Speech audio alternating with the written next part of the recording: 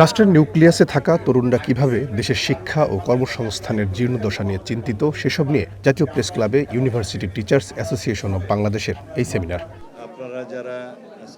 সেমিনারে অংশ নিয়ে বিএনপির স্থায়ী কমিটির সদস্য সালাউদ্দিন আহমদ বলেন, একটা দল জুলাই সনদে স্বাক্ষর করার সুযোগ খুঁজছে। সনদ বাস্তবায়নে গণভোটের প্রস্তাব বিএনপির বলেও দাবি করেন তিনি। জাতির স্বার্থে, গণতন্ত্রের স্বার্থে, দেশের স্বাধীনতা এবং সার্বভৌমত্ব রক্ষার স্বার্থে যেন আমরা এক জায়গায় ঐক্যবদ্ধ থাকি।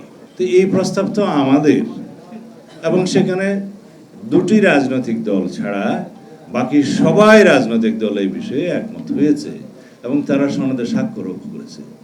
কিন্তু অযৌক্তিকভাবে কেউ যদি বলে, আমি কালকে বলতে শুনলাম, এটা এক্সট্রা কনস্টিটিউশনাল অর্ডার করে এই সনদকে জারি করতে হবে এবং সেটা প্রধান উপদেষ্টাকে বলা হচ্ছে যে প্রধান উপদেষ্টা এটা জারি করতে পারেন। তো মাননীয় প্রধান উপদেষ্টা তো সরকার প্রধানের আইন জারি করার কোনো রাইট আমাদের কনস্টিটিউশনে নাই।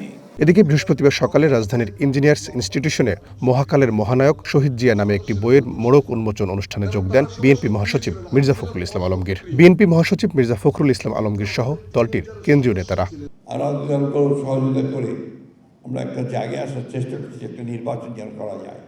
মির্জা ফখরুল বলেন, ২৪-এর গণ অভ্যুত্থান পরবর্তী সময়ে দেশ যখন গণতন্ত্রের পথে এগোচ্ছে, তখনও কোনো রাজনৈতিক দল নানা টালবাহানা করে নির্বাচন পিছিয়ে দেওয়ার ষড়যন্ত্র করছে। হতাশার সঙ্গে লক্ষ্য করি যে কোনো রাজনৈতিক দল নির্বাচন যেন পিছিয়ে যায়, নির্বাচন যেন সঠিক সময় না হয় তার চেষ্টা করছে।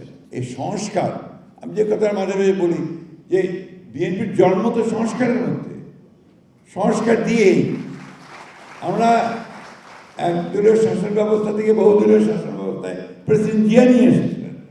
কিছু লোক বলার চেষ্টা করে, আমি বিস্মিত হই। বাংলাদেশে যা কিছু ভালো হয়েছে সব বিএনপির হাত দিয়ে হয়েছে, জিয়া রহমানের হাত দিয়ে হয়েছে এবং দেশনেত্রী বেগম খালেদা জিয়ার হাত দিয়ে হয়েছে।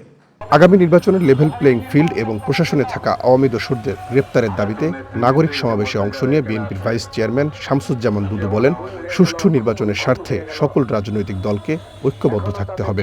আগামী দিন যদি আমরা তৈরি না থাকি, আমাদের বিপদ আসতে পারে। আমাদের দেশকে রক্ষা করার জন্য, স্বাধীনতা রক্ষা করার জন্য, সার্বভৌমত্ব রক্ষা করার জন্য আমাদের সবাইকে তৈরি থাকতে হবে এবং এমন একটা দলকে বাংলাদেশের আগামী দিনে ক্ষমতায় আনতে হবে যারা পরীক্ষিত, যারা বাংলাদেশে মানুষের কথা দিলে কথা রক্ষা করে।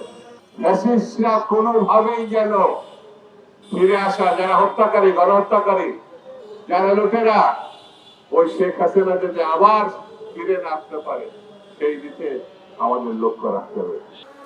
রহিম রুমন, ওয়ান নিউজ, ঢাকা।